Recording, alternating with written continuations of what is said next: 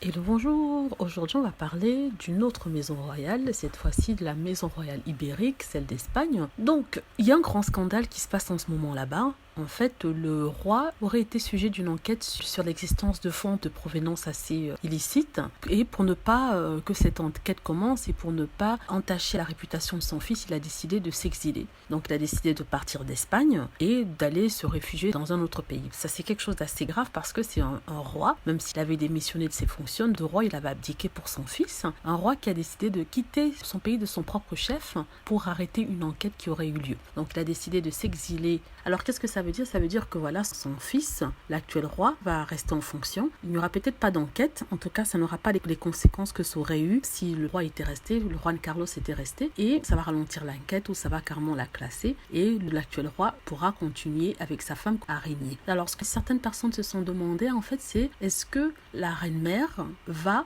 suivre? Est-ce que la reine Sofia d'Espagne va suivre son mari tout le monde se posait la question parce que normalement si il est roi et les reines ils sont mariés, la femme devrait suivre le mari pour qu'il y ait une continuation dans le couple, dans l'histoire et tout ça. Mais elle en a décidé autrement. Elle a décidé qu'il n'était pas question qu'elle suive son mari et qu'elle allait rester auprès de son fils et de ses petits-enfants en Espagne. Elle vit au palais de la Zarzuela, pas loin de Madrid, il me semble. Et elle a décidé de rester là, de prendre ses quartiers là-bas. Et a décidé de ne pas se sentir solidaire de son mari. Il faut d'abord rappeler qu'il y avait des rumeurs qui couraient sur le couple royal, Sofia et Juan Carlos, et les gens disaient que en fait ils n'étaient plus en couple depuis un bon bout de temps, depuis près de 30 ans, ils vivaient séparément et que la reine avait décidé ça car le roi aurait eu plusieurs maîtresses. On parle jusqu'à 5000 maîtresses, 5000 femmes. Hein. Donc je me demande comment on est arrivé à ce chiffre-là, mais c'est quand même effarant. Donc il n'hésitait pas à la tromper, il ne s'en cachait pas, il avait des maîtresses par-ci par-là. Donc j'ai oublié de parler du scandale. En fait, on lui reprochait d'avoir accepté 100 millions des émirs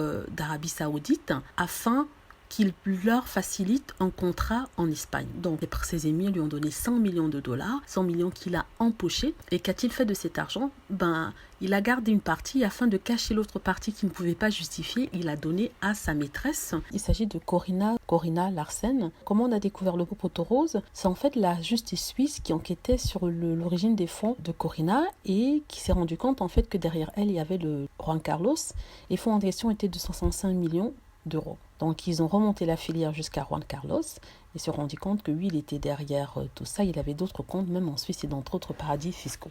Donc, comme je le disais, ça a fait un boom dans la famille royale, ce qui a entraîné le départ du roi. Donc, on parlait en fait de la reine qui a décidé de ne pas suivre son mari. On parlait en fait du fait que elle était habituée déjà à vivre séparément de lui parce qu'ils ne formaient plus un couple. Ils formaient un couple légal à la ville et devant leur peuple, mais en privé, ils avaient des vies séparées, c'est-à-dire que Juan Carlos vivait sa vie, elle vivait sa vie. Donc, il faut rappeler que la reine Sofia s'est mariée amoureuse de Juan Carlos, mais lui, apparemment, d'après certains, il ne l'était pas. C'était un mariage de raison, un mariage pour rendre service à la famille grecque qui avait été chassée de son palais, de ses terres, et pour rendre service, il a épousé Sofia.